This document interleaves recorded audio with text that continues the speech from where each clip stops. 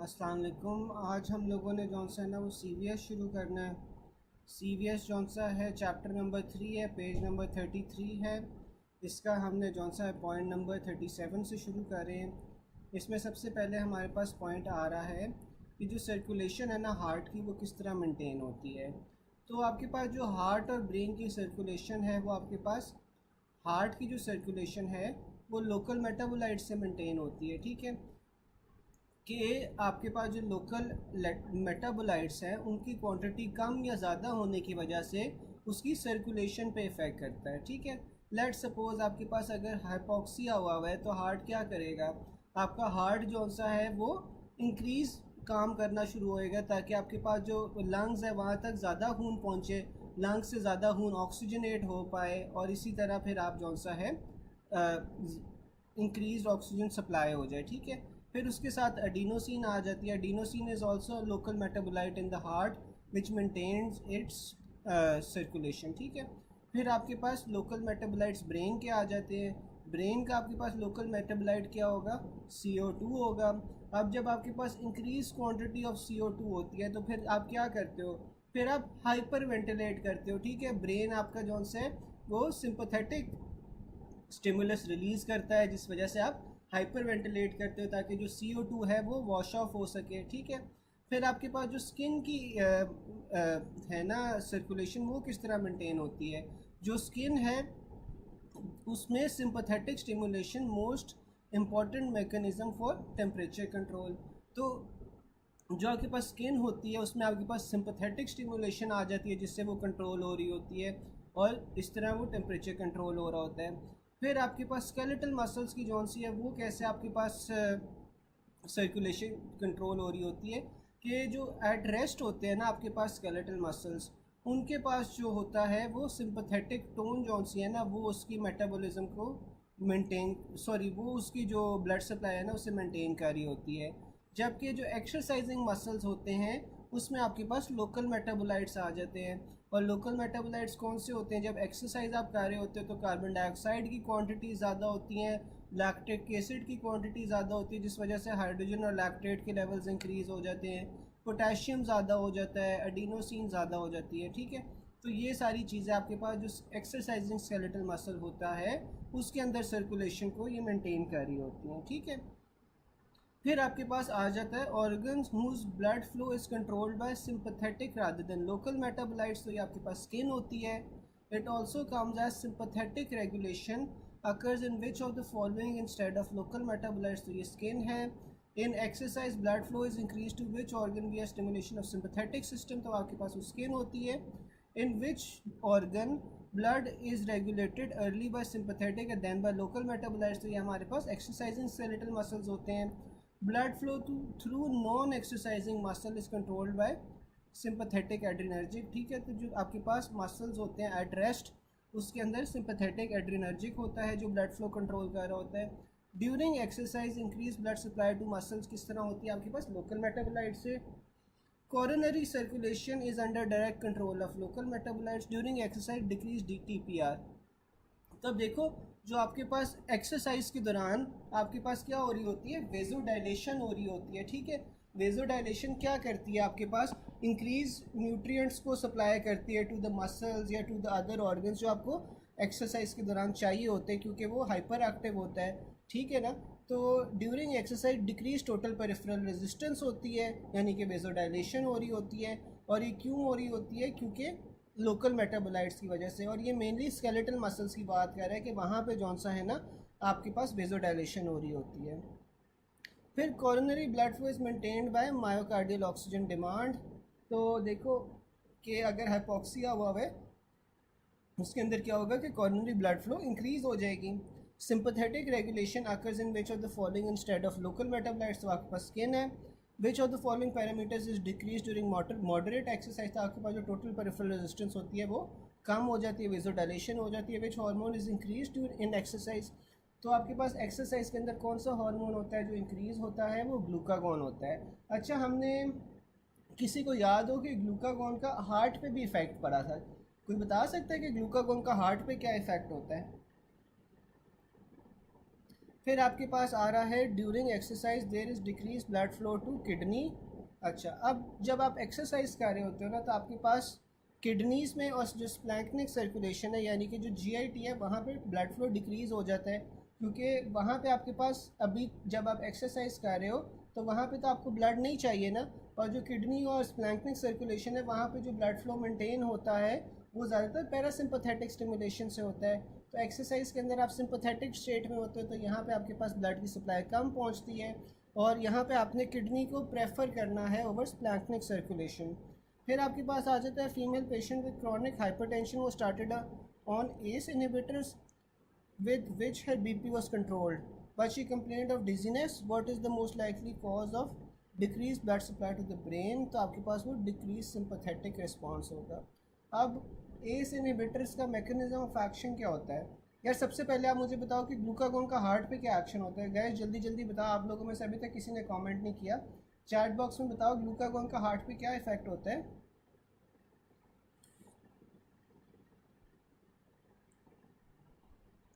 बाकियों को भी आवाज़ कम आ रही है।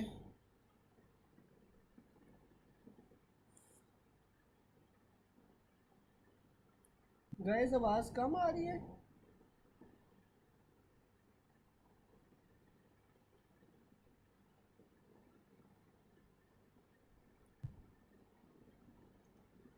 गैस चैट बॉक्स में यार एक्टिव हो, मुझे बताओ आवाज़ कम आ रही है। दूसरा मेरे सवाल का भी जवाब बताओ।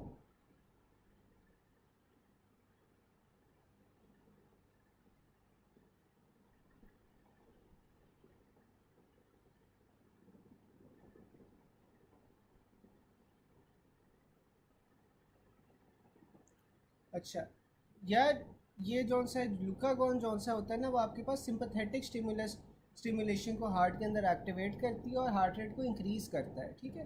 ग्लूकागोन जौन सा होता है वो हार्ट रेट को बढ़ाता है, ठीक है। बिल्कुल, हार्ट रेट की को बढ़ाता है, उसकी कॉन्ट्रैक्टिलिटी को इंक्रीज़ करता है, ठीक है। डॉक्टर तारिक सही कह रहे हैं। फिर हमारे पास यार दूसरा ये आ रहा है कि मुझे ये बताओ कि जब हम एस इनहिबिटर्स देते हैं, एस इनहिबिटर्स का मैकेनिज्म ऑफ एक्शन क्या होता है। एस इनहिबिटर्स का मैकेनिज्म ऑफ एक्शन क्या होता है, मैंने आपको पल्मोनोलॉजी में ये बताया हुआ है।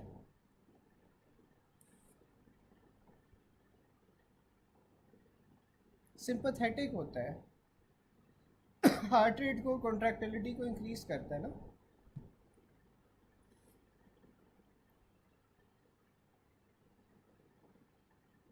अच्छा यार, मुझे ये बताओ कि एस इनहिबिटर्स जौन से होते हैं वो कहाँ पे एक्ट करते हैं।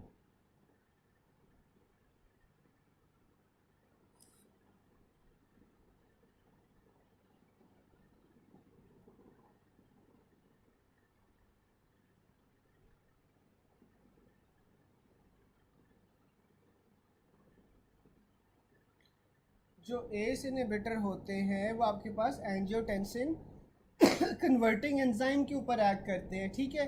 अब आपके पास क्या होता है, बॉडी के अंदर एंजियोटेंसिनोजन होता है। जब आपके पास सिंपथेटिक स्टिमुलेशन आती है, सिंपथेटिक स्टिमुलेशन से किडनीज क्या रिलीज़ करती हैं, रेनिन रिलीज़ करती हैं। अब ये जो रेनिन रिलीज़ हुआ है इसने क्या करना है, एंजियोटेंसिन में कन्वर्ट होना है।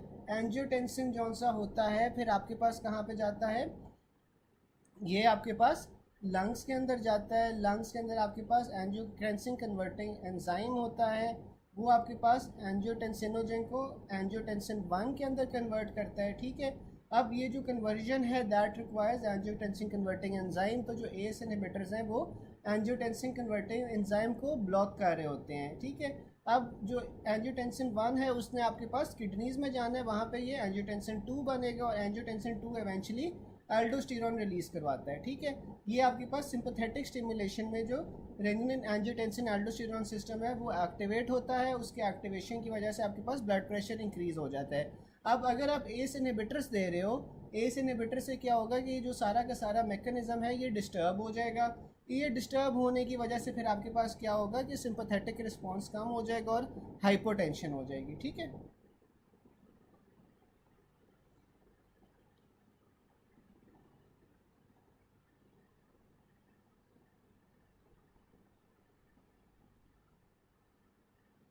अच्छा, अब ये तो हो गया। अब मुझे ये बताएं कि अगर आपके पास एस इनहिबिटर्स आपने दिए हैं लेकिन उसके बाद वो कफ वगैरह हो रही है या उसके साइड इफ़ेक्ट ज़्यादा हो रहे हैं या उसके बाद डिजीनेस हो रही है बहुत ज़्यादा एक्सेसिवली, तो फिर आप क्या करोगे? उसकी जगह हम क्या दे सकते हैं? एस इनहिबिटर्स की जगह फिर क्या दे सकते हो अगर एस इनहिबिटर्स के साइड इफ़ेक्ट ज़्यादा हो रहे हैं तो?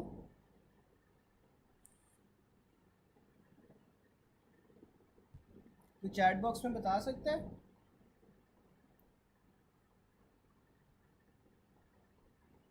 बिल्कुल, एंजियोटेंसिन रिसेप्टर ब्लॉकर्स फिर हम देते हैं, ठीक है। फिर आपके पास आ रहा है first heart sound is produce during isovolumetric contraction, ठीक है। तो आपके पास अब ये हार्ट साउंड्स आ रही हैं S1 S2 S3 S4। इसमें जो आपके पास फर्स्ट हार्ट साउंड है वो कब प्रोड्यूस होती है?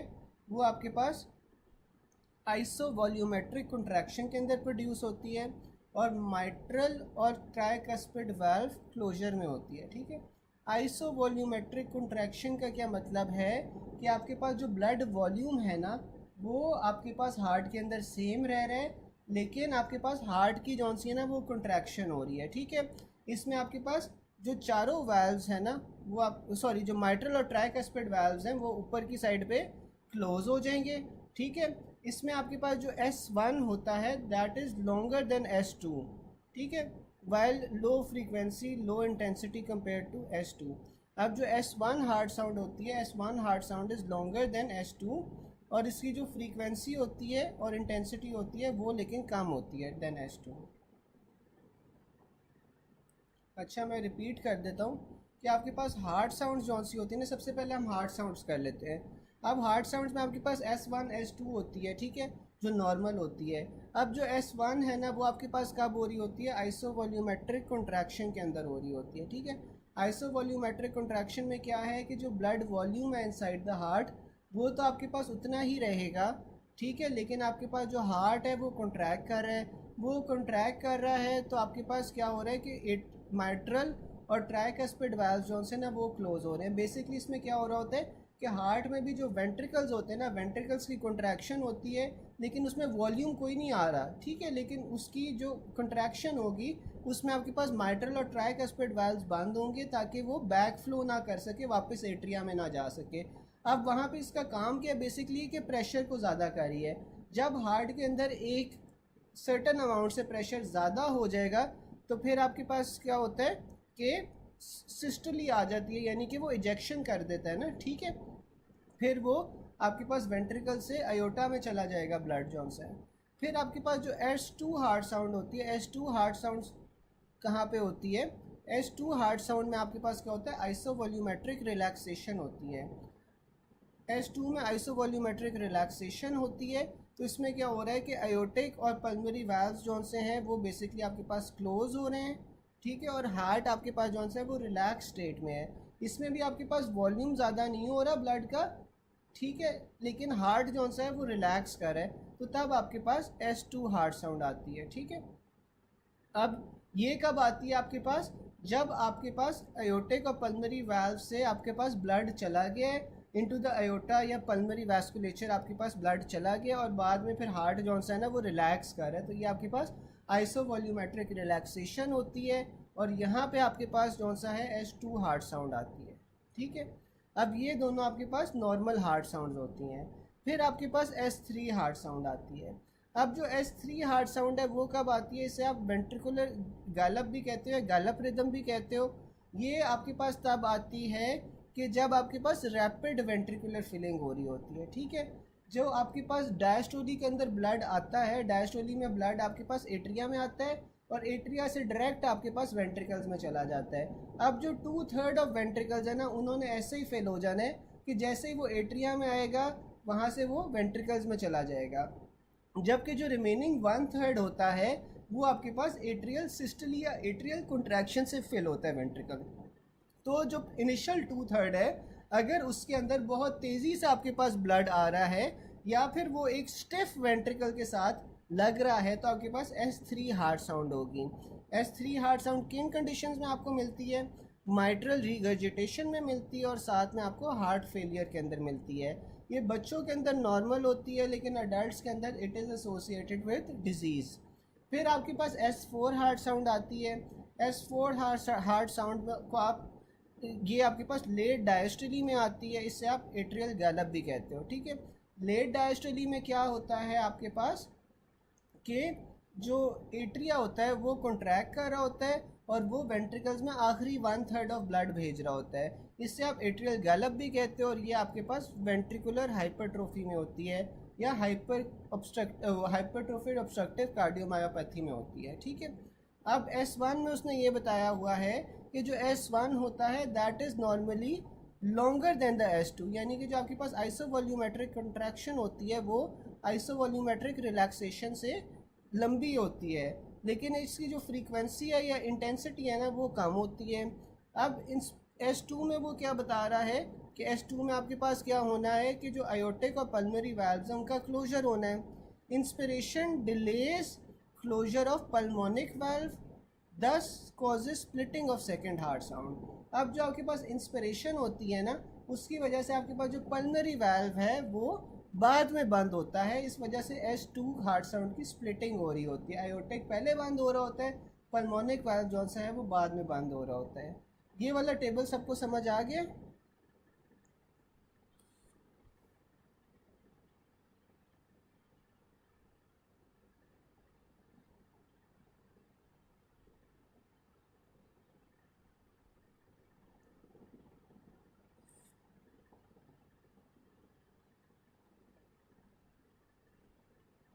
यार यहाँ तक सबको समझ आ गया?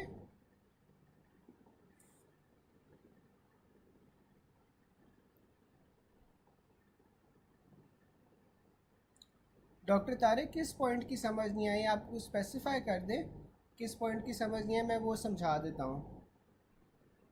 S2 की। अच्छा, अब ये देखें कि S2 में आपके पास क्या हो रहा है। बेसिकली S2 में ना आपके पास आइसोवॉल्यूमेट्रिक रिलैक्सेशन हो रही है, ठीक है। अब इसमें क्या होता है कि जब आपके पास हार्ट ने कॉन्ट्रैक्ट कर लिया है, अब सिस्टली हो गई है, उसने अपना सारा का सारा जो ब्लड है ना वो आयोटा या पल्मोनरी वास्कुलेचर के अंदर भेज दिया है। अब हार्ट क्या करेगा, अब हार्ट रिलैक्स करना शुरू हो जाएगा। हार्ट रिलैक्स करना शुरू हो रहा है, लेकिन आयोटिक और पल्मोनरी वाल्व जो है ना वो बंद हो गए हैं। वो बंद होने की वजह क्या है कि आपके पास वापस जो आयोटा में खून चला गया है वो वापस हार्ट के अंदर ना जा पाए, इस वजह से जो आयोटिक और पल्मोनरी वाल्व्स हैं वो क्लोज हो गए हैं, ठीक है। तो ये आपके पास आइसोवॉल्यूमेट्रिक रिलैक्सेशन में हो रहा होता है। अब वो बता रहा है कि जो इंस्पिरेशन होती है ना, यानी कि जब आप सांस अंदर ले रहे हो तो फिर आपके पास क्या होता है, इसकी वजह से जो पल्मोनरी वाल्व है ना उसकी डिलेड क्लोजर होता है, ठीक है। पल्मोनरी वाल्व का डिलेड क्लोजर होता है क्योंकि इंस्पिरेशन में क्या हो रहा है कि आपके पास जौन सा है ना पल्मोनरी आर्टरीज है उसमें प्रेशर ज़्यादा हो रहा है। इंस्पिरेशन में आप सांस अंदर ले रहे हो, हवा अंदर आ रही है, तो पल्मोनरी वास्कुलेचर में प्रेशर ज़्यादा हो रहा है, जिस वजह से आपके पास जो पल्मोनिक वाल्व है ना वो देर से बंद होगा, ठीक है। वो देर से बंद होगा, आयोटिक वाल्व जल्दी बंद हो जाएगा, तो इस वजह से आपके पास S2 की स्प्लिटिंग हो जाती है, ठीक है। डॉक्टर तारिक समझ आ गया?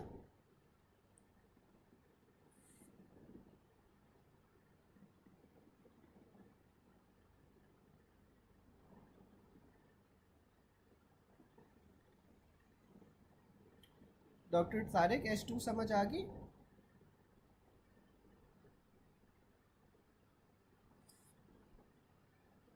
अच्छा, फिर हम ना MCQs डिस्कस कर लेते हैं। अब S1 और S2 में क्या होता है, heart sound difference between S1 और S2। अब हमने पढ़ा था कि जो S1 होता है उसकी ड्यूरेशन ज़्यादा होती है, लेकिन जो उसकी इंटेंसिटी या फ्रीक्वेंसी है वो कम होती है। तो यही उसने लिखा हुआ है regarding S1 longer than S2। S2 heart sound as compare to S1 has higher frequency on auscultation, first sound is variable in atrial fibrillation, ठीक है। तो आपके पास एट्रियल फिब्रिलेशन के अंदर क्या होता है कि हार्ट ना कोई रिदम के साथ कॉन्ट्रैक्ट नहीं कर रहा होता, ठीक है। तो ये जब रिदम खराब हो जाता है तो इस वजह से आपके पास जो फर्स्ट हार्ट साउंड होती है वो वेरिएबल होती है। Splitting of second heart sound is enhanced by delayed pulmonary closure. ये भी हमने पढ़ लिया था कि जो heart sound second heart sound होती है वो स्प्लिट क्यों होती है? डिलेड पल्मोनरी क्लोजर की वजह से। Because during inspiration negative intrathoracic pressure leads to increase venous return to right heart, so right ventricle has to work more, therefore pulmonic valve takes a bit longer to close than aortic valve. Sometimes the options are completely changed. If no option of delayed closure of pulmonic valve, then answer is splitting of second heart sound into two components is enhanced by early closure of aortic valve. ठीक है, तो अगर आपके पास delayed closure of pulmonic valve नहीं है तो आप फिर early closure of aortic valve को भी चूज़ कर सकते हैं, क्योंकि बात तो एक ही है कि या तो पल्मोनिक वाल्व बाद में बंद हो रहा है या आपके पास अयोटिक वाल्व पहले बंद हो रहा है। फिर आपके पास आ जाता है second heart sound produced by closure of aortic plus pulmonary valve S two heart sound due to isovolumetric relaxation. S one related to which phase? तो एस वन जो होती है वो क्यू आर एस फेज से होती है ना, क्योंकि देखो एस वन क्या रिप्रेजेंट करता है? आइसोवॉल्यूमेट्रिक कॉन्ट्रैक्शन। जब आपके पास वेंट्रिकल्स कॉन्ट्रैक्ट कर रहे होते हैं, तो जब वेंट्रिकल्स कॉन्ट्रैक्ट कर रहे होते हैं आपको ईसीजी पे कैसे नज़र आता है? क्यूआरएस कॉम्प्लेक्स के तौर पे नज़र आता है। To be more accurate it is after the QRS complex. ठीक है, if asked as one related to JVP then C wave. JVP अभी हम आगे पढ़ेंगे, लेकिन जेवीपी भी बेसिकली जो सी वेव होती है ना वो वेंट्रिकुलर कॉन्ट्रैक्शन को रिप्रेजेंट कर रही होती है। और ये क्यूआरएस कॉम्प्लेक्स के बाद क्यों कह रहे हैं? क्योंकि देखो जो क्यूआरएस कॉम्प्लेक्स होता है ना उसमें आपके पास बेसिकली क्या हो रहा होता है? वेंट्रिकुलर डीपोलराइजेशन हो रही होती है। Once the ventricle is completely depolarised उसके बाद उसकी कॉन्ट्रैक्शन शुरू होती है। तो to be more accurate it is after the Q R S complex, लेकिन अगर क्यू आर एस कॉम्प्लेक्स दिया हुआ है तो फिर हम वो भी चूज़ कर सकते हैं। ठीक है, फिर आपके पास आ रहा है loud S one occurs in P R interval less than normal. तो आपके पास जो पी आर इंटरवल होता है वो बेसिकली क्या रिप्रेजेंट कर रहा होता है? जो आपके पास एट्रियल कॉन्ट्रैक्शन और वेंट्रिकुलर कॉन्ट्रैक्शन के दरमियान में फ़र्क होता है वो पी आर इंटरवल रिप्रेजेंट कर रहा होता है। ठीक है, एट्रिया ने कॉन्ट्रैक्ट किया है, आपका वेंट्रिकल भर रहा है, तो वो जो भरने वाला स्टेज होता है ना वो पी आर इंटरवल रिप्रेजेंट कर रहा होता है। और अगर आपके पास पी आर इंटरवल कम होगा तो इसका क्या मतलब है कि S one heart sound loud होगी, यानी कि रैपिड कॉन्ट्रैक्शन हो रही है आपके पास जो वेंट्रिकल्स है उसकी। फिर आपके पास एस थ्री हार्ट साउंड आ जाता है। Third sound also known as ventricular gallop. हमें पता है थर्ड हार्ट साउंड को वेंट्रिकुलर गैलप भी कहते हैं। ये क्यों होता है? रैपिड वेंट्रिकुलर फिलिंग की वजह से होता है। Finding of left ventricular hypertrophy में होता है ये। और जो एस थ्री हार्ट साउंड है ये लेफ्ट वेंट्रिकुलर हाइपरट्रोफी में होता है। मैंने बताया था कि जब आपके पास तेज़ी से ब्लड आ रहा होता है और वो स्टिफ वेंट्रिकल्स के थ्रू टकराता है, जैसे कि आपके पास वेंट्रिकुलर हाइपरट्रोफी में हो जाते हैं, तो आपको एस थ्री हार्ट साउंड मिलती है। और ये बच्चों के अंदर नॉर्मल होती है, लेकिन बड़ों में this is associated with disease. S three heart sound due to which one of the following? तो आपके पास ये हाइपरवोलीमिया की वजह से होती है। जब आपके पास हाइपरवोलीमिया होगा तो आपके पास ज़्यादा सारा खून आएगा और वो डायरेक्टली वेंट्रिकल्स की दीवारों के साथ टकराएगा, जिस वजह से आपके पास एस थ्री हार्ट साउंड होगी। Third heart sound is produced due to rapid ventricular filling. Third heart sound is due to rushing of blood rapidly in ventricle. It also comes as S3 sound is produced by rapid filling of ventricle. S4 heart sound is produced by atrial systole. मैंने बताया था कि ये आपके पास जौन सा आखिरी diastole का फेज जो कि एट्रियल सिस्टली होता है, तब आपके पास S4 हार्ट साउंड आती है। Which of the following phases of cardiac cycle specially affected by increase heart rate? तो आपके पास क्या होगा कि अगर हार्ट रेट ज़्यादा हुआ है तो पी आर इंटरवल कम हो जाएगा। पी आर इंटरवल कम होगा तो आपके पास वेंट्रिकल पूरी तरह फिल नहीं हो पाएंगे और आपका हार्ट जौन सा है वो ब्लड इजेक्ट करता जाएगा। ठीक है, यहाँ तक किसी को कोई चीज़ ना समझ आई हो?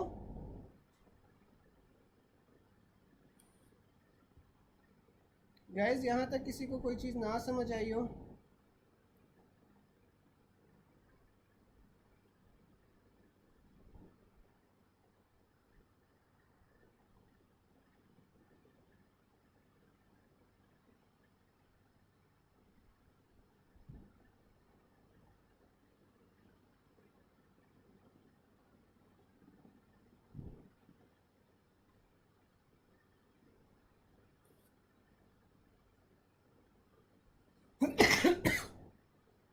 अच्छा, फिर आपके पास पॉइंट नंबर 39 आ रहा है, during which of the following phases of cardiac cycle does ventricular pressure rise but ventricular volumes remain constant. तो ये मैंने आप लोगों को बताया था कि जो आपके पास कौन सा फेज़ होता है जहाँ पे आपके पास वेंट्रिकुलर प्रेशर तो राइज कर रहा है, यानी कि वेंट्रिकल्स कॉन्ट्रैक्ट तो कर रहे हैं, लेकिन आपके पास वॉल्यूम के अंदर चेंज नहीं आ रहा, तो आपके पास वो आइसो वॉल्यूमेट्रिक कॉन्ट्रैक्शन होगी। ये देखो नाम इटसेल्फ आपको बता रहा है कि आइसो वॉल्यूमेट्रिक है, यानी कि इसमें वॉल्यूम का कोई चेंज नहीं आ रहा, लेकिन जो प्रेशर है ना वो इंक्रीज हो रहा है। ठीक है, रिमेंबर अबाउट कार्डिक साइकिल के opening and closing of valve causes physiological heart sounds, when all valves are closed ventricular volume is constant and this phase is called isovolumetric। ठीक है, फिर आपके पास आ जाता है एट्रियल सिस्टली। अब जो एट्रियल सिस्टली होता है वो क्या कब होता है, आपके पास डायस्टोल के आखिरी फेज में होता है, कि जब आपके पास लास्ट 1/3 ऑफ वेंट्रिकल्स को भरना हो तो तब एट्रिया कॉन्ट्रैक्ट करता है। इसी चीज़ पे आपको वो कैसे डिनोट होता है, पी वेव से, जबकि आपके पास जेवी पे कैसे डिनोट होता है, ए वेव से। अब इसमें क्या होता है, in ventricular hypertrophy filling of ventricle by atrial systole cause fourth heart sound which is not audible in normal adults. ठीक है, तो हॉकम के अंदर या वेंट्रिकुलर हाइपरट्रोफी जब आपके पास ऑब्स्ट्रक्शन करवा रही होती है तो आपके पास क्या होता है कि जो एट्रियल सिस्टली है वो आपके पास in ventricular hypertrophy filling of the ventricles by atrial systole, तो आपके पास जो फिलिंग होती है वेंट्रिकल्स की बाय एट्रियल सिस्टली वो फोर्थ हार्ट साउंड कॉज करती है। ठीक है, फिर आपके पास आइसोवॉल्यूमेट्रिक वेंट्रिकुलर कॉन्ट्रैक्शन आ जाती है। अब जो आइसोवॉल्यूमेट्रिक वेंट्रिकुलर कॉन्ट्रैक्शन है वो क्या होता है, period between the mitral valve closing और एट्रियल वाल्व ओपनिंग। ठीक है, अब इसमें जो है ना माइट्रल वाल्व भी आपका क्लोज होगा, एट्रियल वाल्व भी क्लोज होगा। ठीक है, सॉरी आयोटिक वाल्व भी क्लोज होगा, माइट्रल वाल्व भी क्लोज होगा, दोनों वाल्व्स क्लोज होंगे। और इसमें हो क्या रहा है, आपके पास वेंट्रिकल्स कॉन्ट्रैक्ट कर रहे हैं ताकि वो वेंट्रिकल्स का प्रेशर जौन सा है ना वो ज़्यादा हो पाए। Once the ventricular pressure exceeds the pressure of the aorta, तो तब आपके पास फिर आयोटिक वाल्व खुल जाएगा। लेकिन ये जो आइसोवॉल्यूमेट्रिक कॉन्ट्रैक्शन है अभी इसके अंदर आपके पास ऊपर और नीचे दोनों वाल्व्स बंद हैं और आयोटा से वो जो वेंट्रिकल्स है वो सिंपली कॉन्ट्रैक्ट कर रहे हैं टू इंक्रीज द प्रेशर। ठीक है, period of highest oxygen consumption, क्योंकि आपके पास वेंट्रिकल्स कंट्रैक्ट कर रहे हैं, begins during the QRS complex which represents electrical activity of the ventricles. When ventricular pressure becomes greater than atrial pressure, the AV valve closes and produces first heart sound. Because the mitral valve closes because before the tricuspid valve, first heart sound may be split. अब इसमें भी देखो कि आपके पास जो mitral valve है that is closing before the tricuspid valve, तो इसलिए फर्स्ट हार्ट साउंड की भी स्प्लिटिंग हो सकती है। ठीक है, ventricular pressure increases isovolumetrically, however no blood leaves the ventricle during this phase because aortic valve is closed.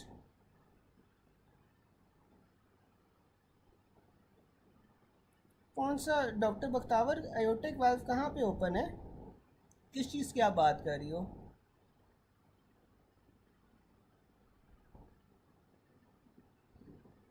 Doctor Bakhtawar, aortic valve कौन सा ओपन है, किस चीज़ की आप बात कर रहे हैं?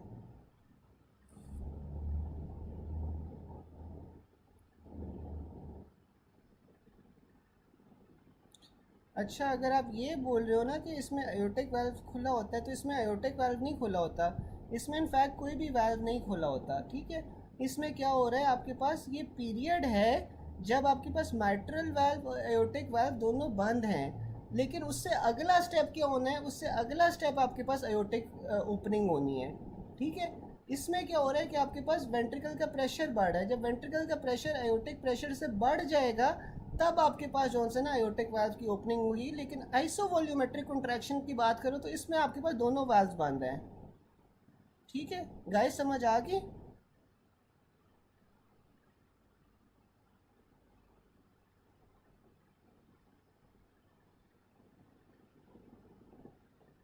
गए, समझ आ गई? बाकियों को समझ आ गई है?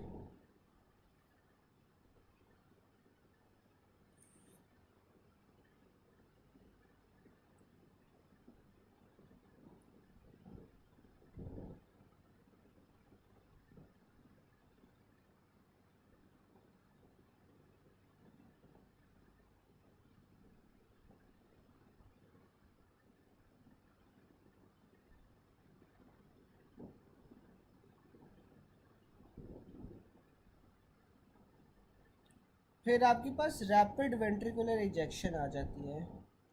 When ventricular pressure increases more than aortic pressure, the aortic valve opens।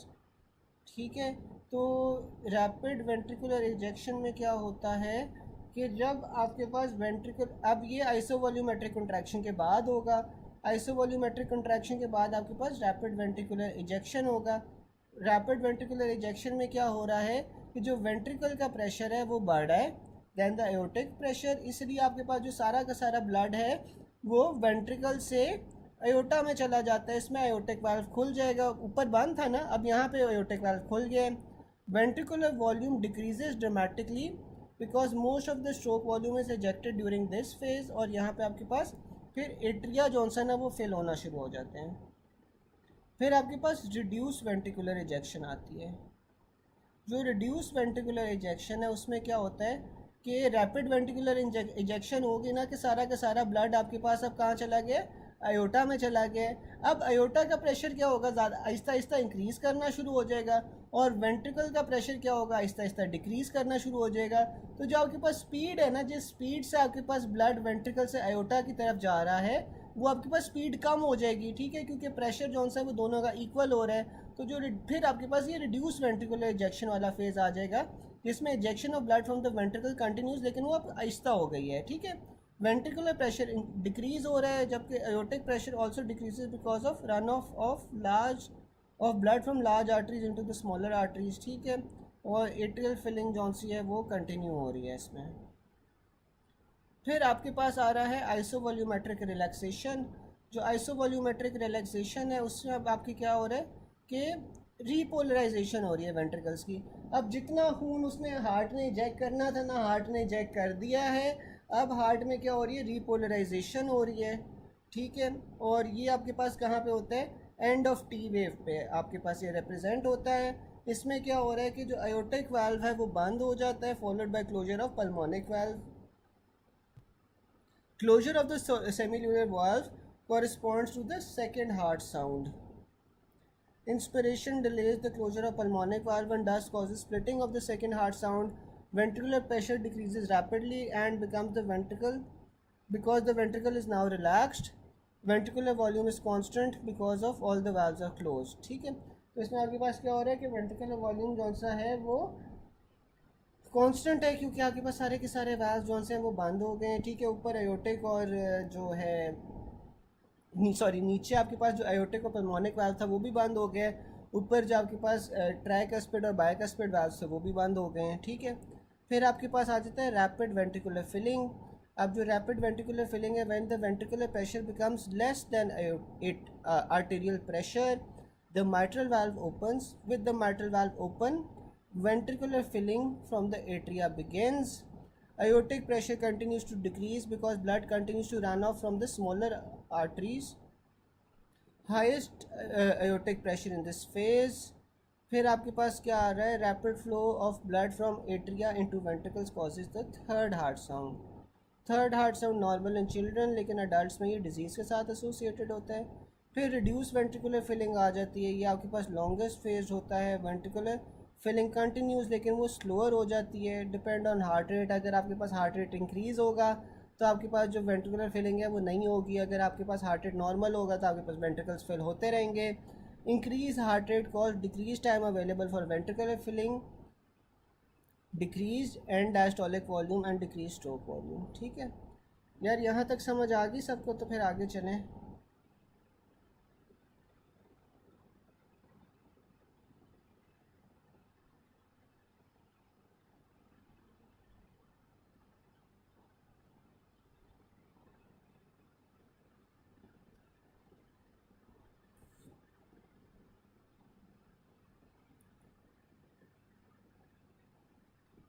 ठीक है गाइज, आगे चलें।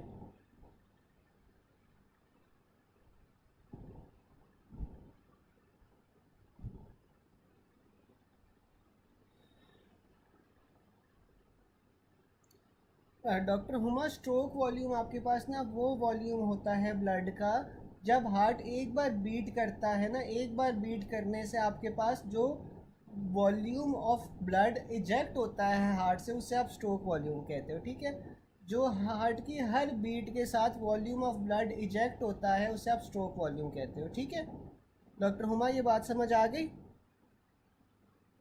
कि स्ट्रोक वॉल्यूम क्या होता है?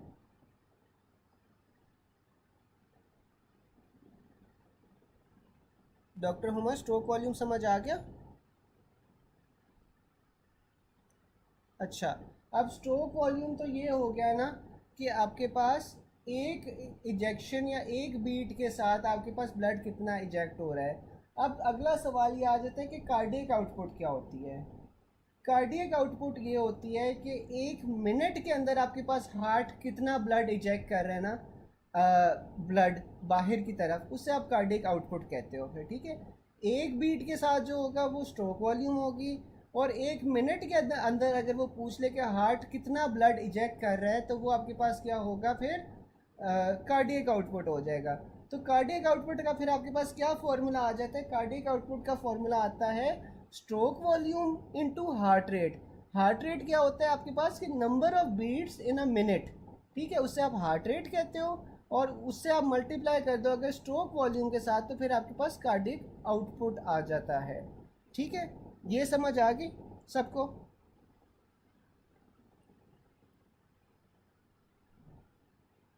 डॉक्टर मुदस्सिर, अब सारा तो रिवाइज करने का टाइम नहीं है कि मैं सारा रिवाइज करूं।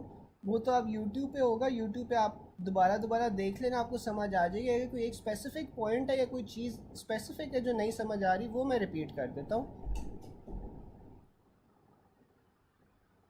चलें, फिर आपके पास ना एमसीक्यूज आ जाते हैं। विच of the following event occurs just before opening of aortic valve? तो कौन सा इवेंट होता है जो आयोटिक वाल्व के ओपन होने से पहले होता है? तो आपके पास बिगिनिंग ऑफ सिस्टली होती है। ठीक है ना, सिस्टली आपके पास शुरू हो गई होती है, तो तब आपके पास आयोटिक वाल्व खुलता है। Which of the following phases of cardiac cycle is affected by increase heart rate? तो अगर आप हार्ट रेट को इंक्रीज कर दोगे तो वेंट्रिकल के पास टाइम नहीं बचेगा कि वो फिल हो पाए। ठीक है, तो इसमें रिड्यूस वेंट्रिकुलर फिलिंग होगी। और पीआर इंटरवल को क्या होगा, कोई बता सकता है? पीआर इंटरवल ज़्यादा हो जाएगा या कम हो जाएगा हार्ट रेट इंक्रीज करने से?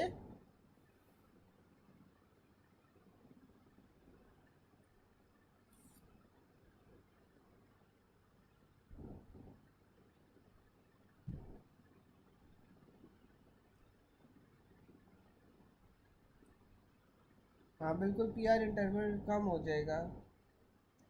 लेफ्ट वेंट्रिकुलर हाइपरट्रोफी में तो S4 होता है। हाँ, लेफ्ट वेंट्रिकुलर हाइपरट्रोफी में बिल्कुल डॉक्टर इसका S4 ही होता है।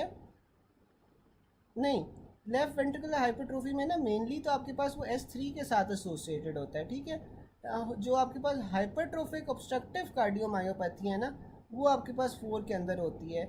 लेकिन उसमें भी आप देखो ना कि क्या हो रहा होता है, बेसिकली जो वेंट्रिकल्स का वजन है वो ज़्यादा हो रहा होता है। ठीक है, उसमें भी हाइपरट्रोफी हो रही होती है ना, हाइपरट्रोफिक ऑब्स्ट्रक्टिव कार्डियोमायोपैथी में भी तो हाइपरट्रोफी हो रही होती है, उसके साथ वो ऑब्स्ट्रक्शन हो जाती है।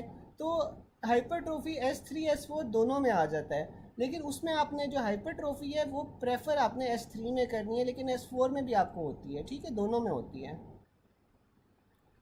फिर आपके पास आ रहा है semilunar valves open during which stage of cardiac cycle? तो आपके पास वो रैपिड इजेक्शन के अंदर ना सेमिल्यूनर वाल्व्स ओपन होते हैं। ठीक है, फिर आपके पास आ रहा है aortic pressure is highest during which one of the following phase of cardiac cycle? तो आपके पास वो स्लो वेंट्रिकुलर इजेक्शन में होता है। ठीक है, जो स्लो वेंट्रिकुलर इजेक्शन होती है उसमें क्या होता है, पहले तो आप ये देख लो ना कि रैपिड वेंट्रिकुलर इजेक्शन में क्या होगा। रैपिड वेंट्रिकुलर इजेक्शन में आपके पास अयोटा का प्रेशर कम होगा, वेंट्रिकल्स का प्रेशर ज़्यादा होगा, इसलिए ब्लड हायर प्रेशर से लोअर प्रेशर की तरफ जाता है, ठीक है, यानी कि वेंट्रिकल से जाएगा आयोटा में। तो जब फिर उसके बाद आयोटा का प्रेशर ज़्यादा होना शुरू हो जाएगा तो फिर आपके पास जो ब्लड की स्पीड है वो कम हो जाएगी, इसलिए हम उसे फिर स्लो वेंट्रिकुलर इजेक्शन फेज कहते हैं, ठीक है। फिर आपके पास आ जाता है during cardiac cycle recording monitor will show V wave of arterial pressure during isovolumetric relaxation phase. तो ये वी वेव वैसे तो जेवीपी में आती है, अभी हम जाके आगे जाके पढ़ेंगे, लेकिन ये अभी याद रख लो कि जो वी वेव है ना, वी से आपके पास क्या इंडिकेट होता है, वेंट्रिकुलर फिलिंग, ठीक है, वी वेव है, और वी वेव से याद रख लो कि इसमें क्या हो रहा होता है, वेंट्रिकुलर फिलिंग हो रही होती है, तो ये आइसोवॉल्यूमेट्रिक रिलैक्सेशन फेज में होता है। फिर during cardiac cycle the first heart sound coincides with isovolumetric contraction phase. Regarding cardiac cycle first heart sound is pronounced in isovolumetric contraction. अच्छा जी, फिर हम पॉइंट नंबर 40 की तरफ आते हैं। Maximum flow pressure in coronary vessels occur at the beginning of diastole. तो जो आपके पास डायस्टोली होती है ना, जब आपके पास हार्ट रिलैक्स्ड होता है तो इसमें क्या हो रहा होता है कि आपके पास जो कोरोनरी वेसल्स होती हैं उनमें मैक्सिमम प्रेशर होता है, ठीक है, यानी कि कोरोनरी वेसल्स का क्या काम होता है, आपके पास उन्होंने हार्ट को ब्लड सप्लाई करनी होती है, ठीक है। तो कोरोनरी वेसल्स में जो प्रेशर है वो सबसे ज़्यादा होता है ड्यूरिंग डायस्टोली या जब वो रिलैक्स्ड होता है। aortic pressure lowest during isovolumetric contraction। aortic pressure maximum slow ejection phase में होता है। maximum ventricle is filled during rapid inflow preload।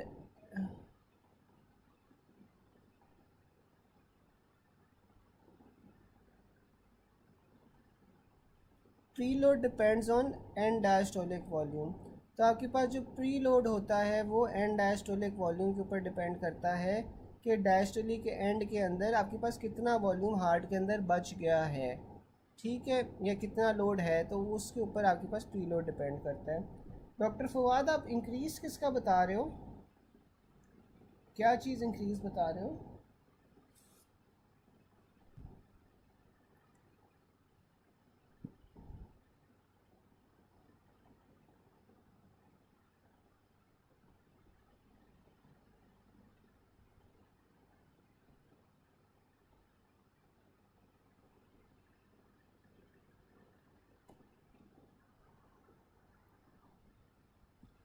अच्छा चलें, फिर आपके पास आ रहा है कि जो मैक्सिमम आयोटिक प्रेशर होता है वो आपके पास स्लो इजेक्शन के अंदर होता है, ठीक है। Which of the following values are best indices of preload on the heart. तो आपके पास वो क्या होता है, लेफ़्ट वेंट्रिकल का end diastolic volume. Maximum left ventricular pressure is during the period of rapid ejection. Ventricular filling highest in rapid filling phase.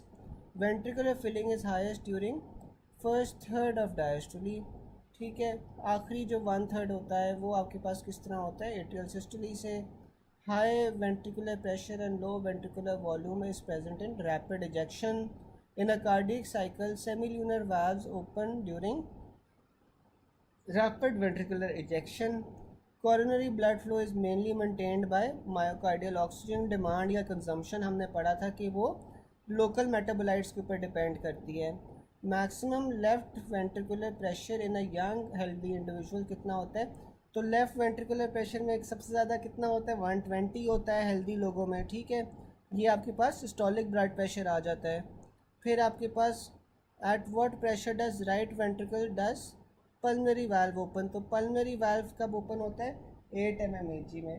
जब आपके पास राइट वेंट्रिकल के अंदर जो ब्लड का प्रेशर है वो 8 mmHg से ज़्यादा हो जाएगा तो फिर आपके पास क्या होगा, पल्मनरी वाल्व ओपन हो जाएगा और वो आपके पास फिर ब्लड राइट वेंट्रिकल से पल्मनरी सर्कुलेशन में चला जाएगा। Also remember aortic valve open when left ventricle pressure exceeds 80, ठीक है। फिर आपके पास आ रहा है tachycardia will decrease which phase of cardiac cycle. तो आपके पास वो वेंट्रिकुलर फिलिंग होती है। Maximum flow pressure in coronary vessels at the beginning of the diastole. फिर which of the following phases of cardiac cycle is affected by increase heart rate. तो वो reduce ventricular filling होती है।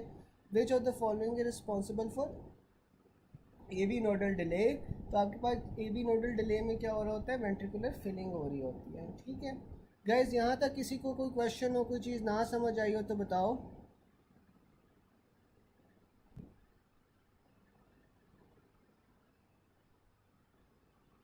यहाँ तक किसी को कोई चीज़ ना समझ आई हो।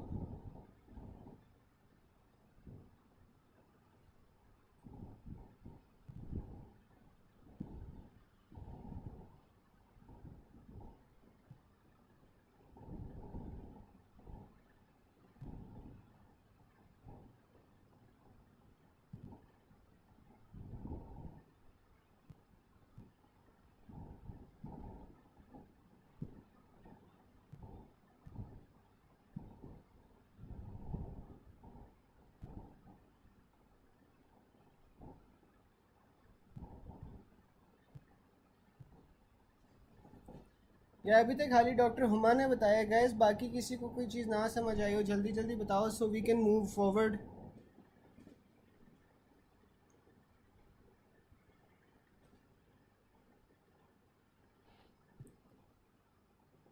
अच्छा, फिर आपके पास आ जाता है the maximum systolic pressure is in which artery.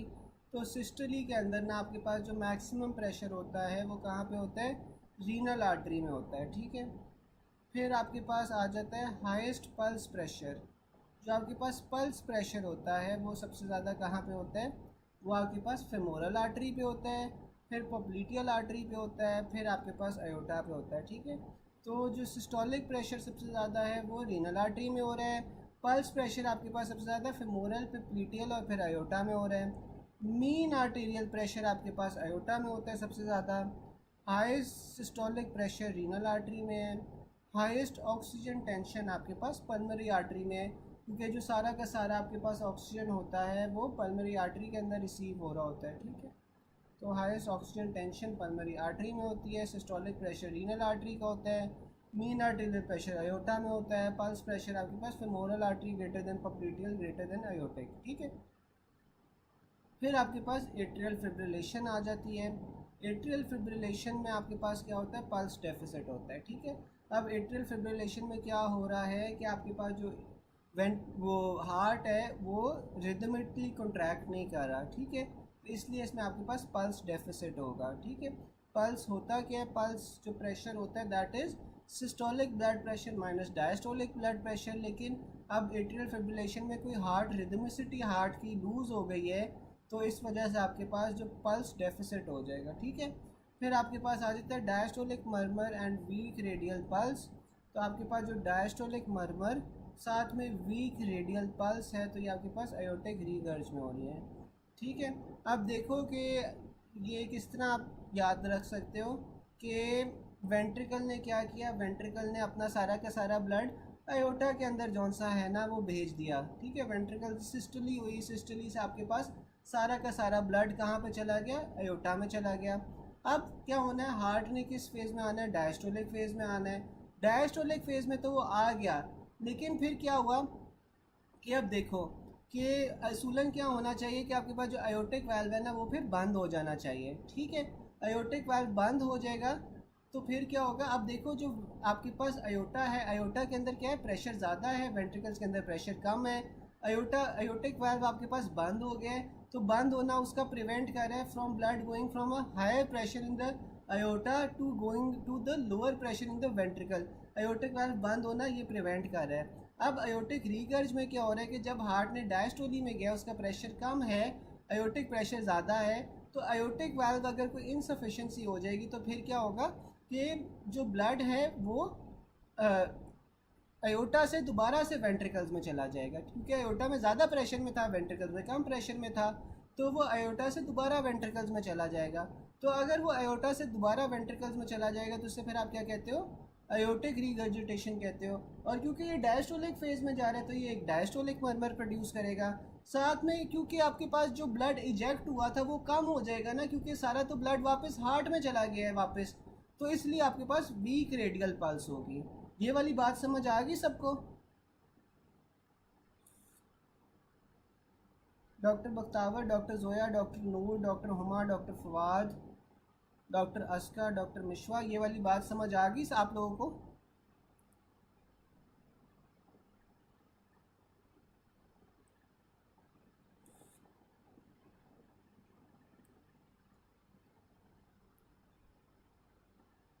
फिर आपके पास क्या आ रहा है, most important clinical feature of water intoxication. तो जब आपने वाटर ज़्यादा ले लोगे, वाटर इंटॉक्सिकेशन हो जाती है, तो उसमें क्या होता है, स्लो पल्स होती है। दोबारा बता दूँ? अच्छा, दोबारा बता देता हूँ।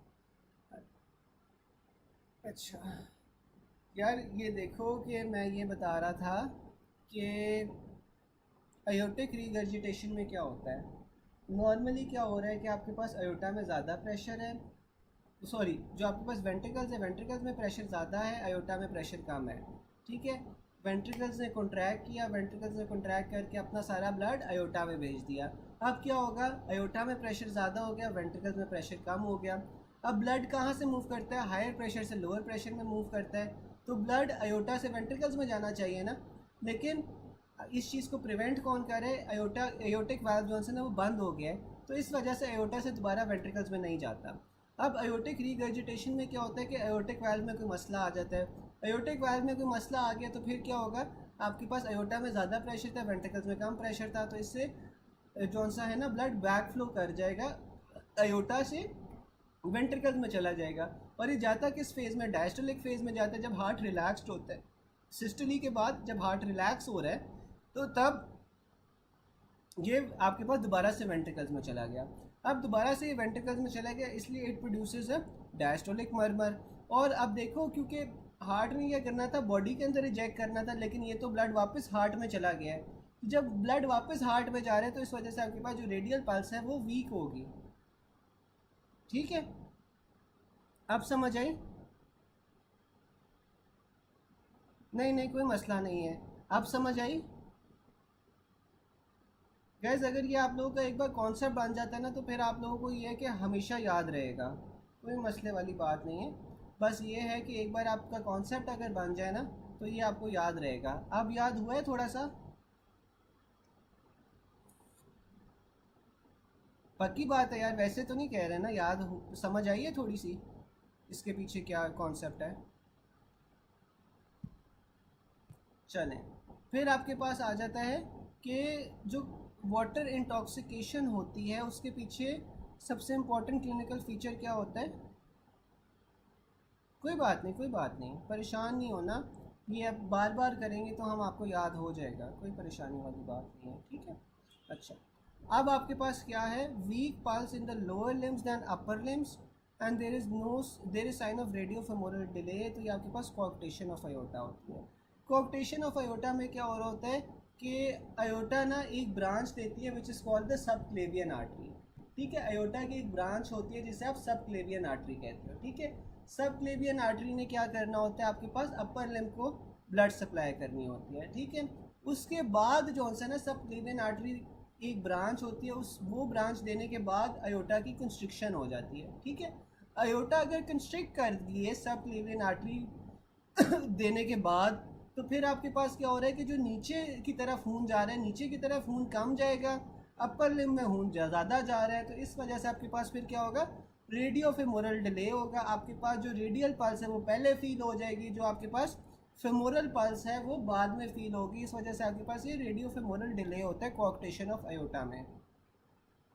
फिर आपके पास आ जाता है, a player presented to ER with weak pulses in his right hand and fracture of right rib after a game. ठीक है, which of the following arteries will be damage. तो आपके पास जब भी फर्स्ट रिब का जिक्र आ जाए ना, फर्स्ट रिब की इंजरी का, तो आपने हमेशा सबक्लेवियन आर्टरी चूज़ करनी है। ठीक है, क्योंकि वो फर्स्ट रिब के नीचे से गुजरी होती है। फिर आपके पास आ जाता है सेप्टोमार्जिनल ट्यूबरकुले या moderator band is attach to right ventricle.